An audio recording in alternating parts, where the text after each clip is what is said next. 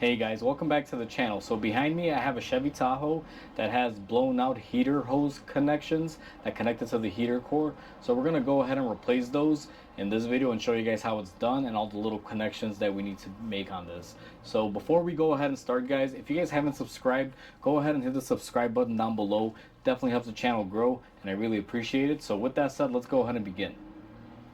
I have you guys positioned in the engine bay. We are looking at our heater hoses that come from the pump that go to the heater core.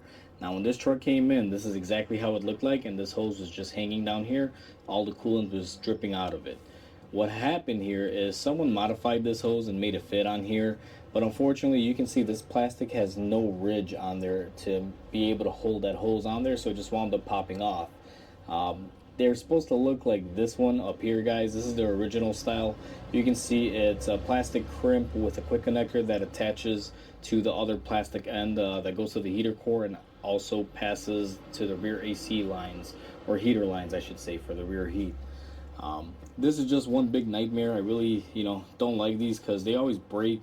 This plastic gets really brittle after a while. Now on this one, what I'm going to be doing is we're going to be modifying it. We're not going to be breaking our hoses. We're going to basically just strip both of them down to this stage. I'm going to do the same thing on this one. And we're going to be installing new quick connects on here. And we're also going to be getting rid of these original factory quick couplers and connecting some newer ones that aren't as brittle as these so they don't break down. So let me go ahead and get some tools and we'll go ahead and begin. So the way Chevy expects you to get these off, guys, and I don't know how well I'll be able to show you, but you'll see there's this little tab up here. They want you to push down on it, and there's also going to be one on the bottom. So let me get my hands in here and see if I can maneuver this to come off here. And that's how you're supposed to get them off. It's just that easy. This one surprisingly came off without a problem. Sometimes they will fight you, and these are actually the easier ones to get to because these are the ones towards the front. We still have to get the quick connects that are all the way in the back. Now let me see which style this is because I haven't even felt these or know which ones they're using here, and it looks like they are using the regular ones that are kind of like this other quick connect. And this one I was able to get off surprisingly. They came off very loosely. What I'm going to do is try to remove it off of my heater pipe here, because normally this part of it will fight you. You kind of got to get in here and squeeze the tabs as you push down on it. Let me see if I can get lucky here, because lightning doesn't strike twice in the same place, and I don't feel like this is going to come off that easy. I know it has to fight me somewhere. So let me see. We're just going to kind of position our hand in here, and you guys can see there's basically no room in here.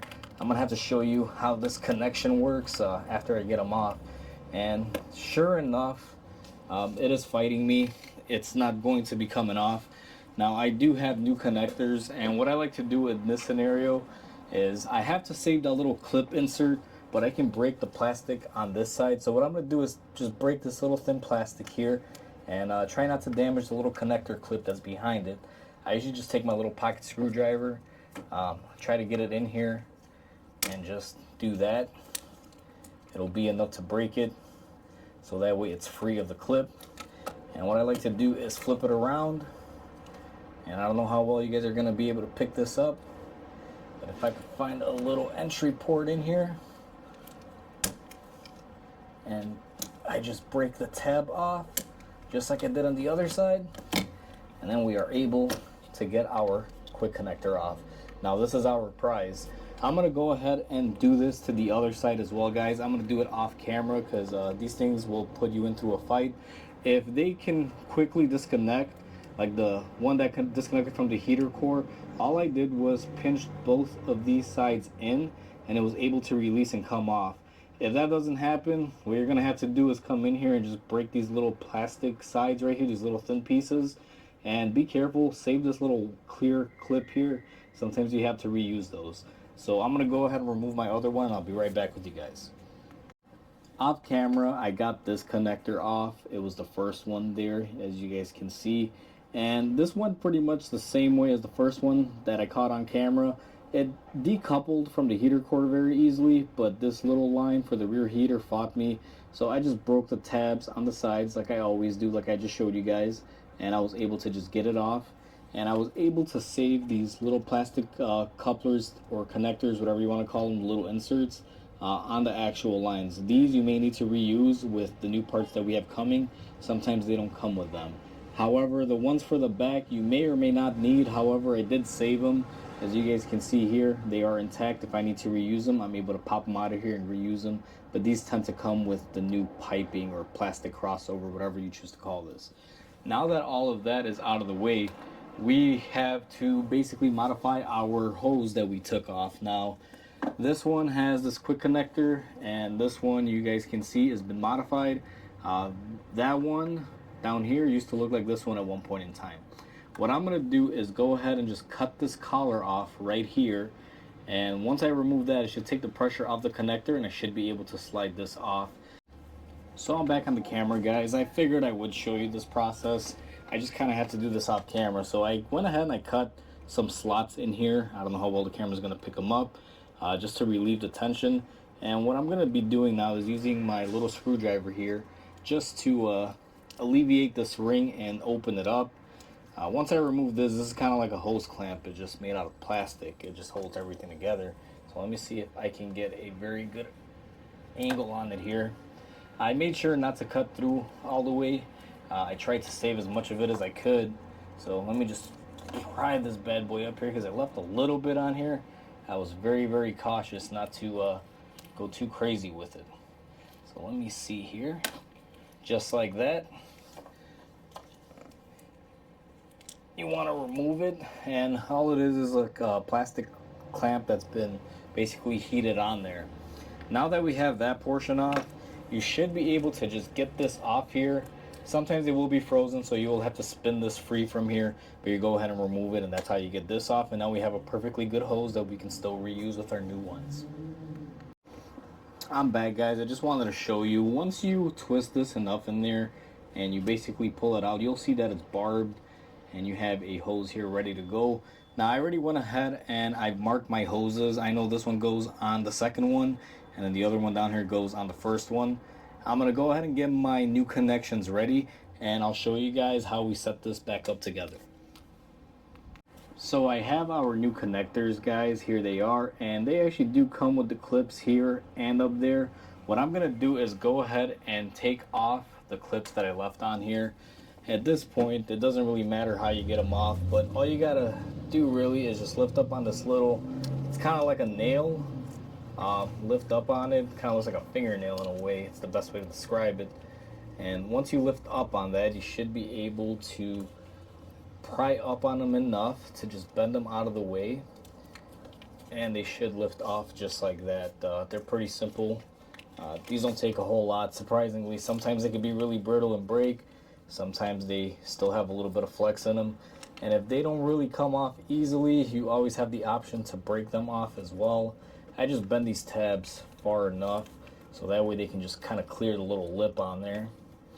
And let's see if I could get this one off here. And you also got to keep a little pressure up on them, just makes them come off easier.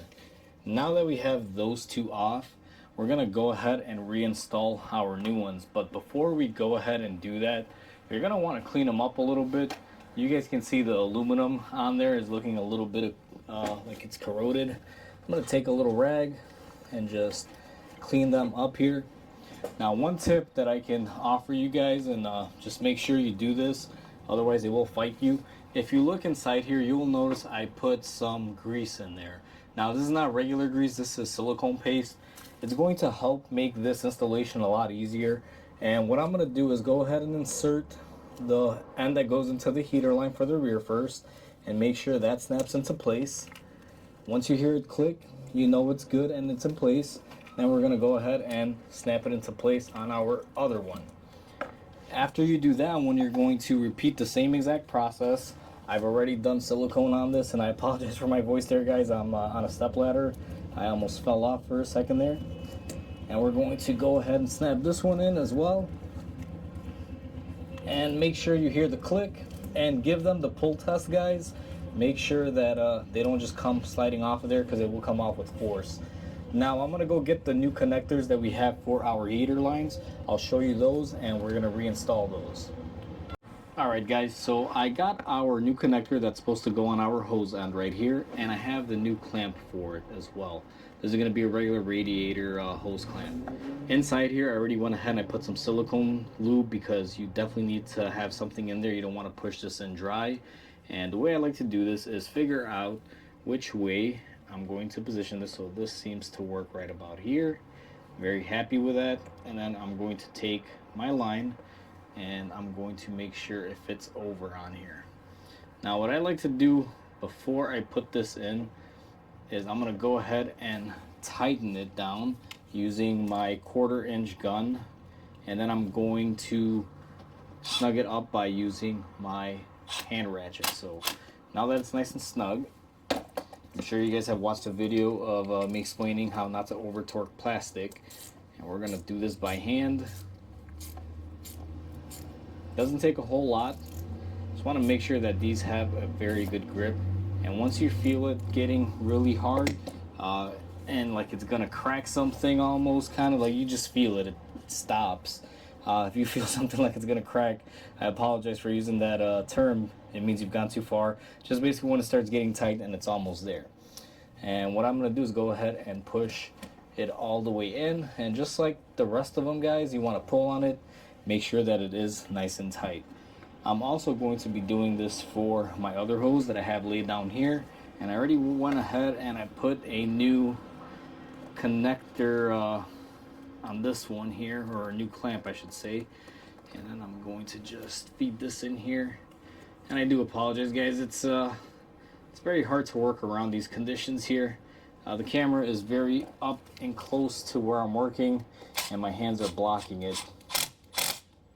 So we snug that one up with the gun, and now we're just going to hand tighten it until she feels nice and tight, which is right there. And same thing goes for this guys. Just go ahead, place it in there and push it in until you feel it clicking. And also give it the pull test, make sure everything is good in there. Now what I'm going to do is route my hoses on my little hose holder here, make sure they are good and correct. And what we're going to do next is go ahead and set up our pressure tester and just make sure that we don't have any leaks. So I've gone ahead and I topped off my cooling system guys. I threw 2 bottles of antifreeze in here. I hooked up my pressure tester. It's been sitting for about a half hour. I don't have any leaks or anything coming out. I even grabbed my hoses and I started jostling them around to see if I would lose any pressure or have any leaks, and nothing happened because these will move as the engine rocks. They are attached to it, and so far everything is looking good. Once you've gotten to this stage, all you got to do is bleed out the air from the cooling system, and I've covered that topic many times before. You'll find many videos here on my channel. I'll probably link it in the end of this video.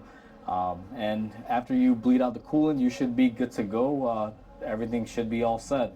Now, I will also have a link in the description on what parts I use to make this easier on you guys. Sometimes trying to figure out which ones these are can be a pain because they do make several different styles and sizes. So check down below, I'll include some Amazon links, and if you need them, go ahead and purchase them from there. If you guys are doing this job, hopefully this helps you out. If you guys are doing something similar to this, hopefully this video gives you a little bit of info and gets you guys on the right path if you attempt this. So with that said, please comment, like, and subscribe guys. It definitely helps my channel grow. And until the next repair, I hope you guys have a wonderful day, and I'll see you guys then.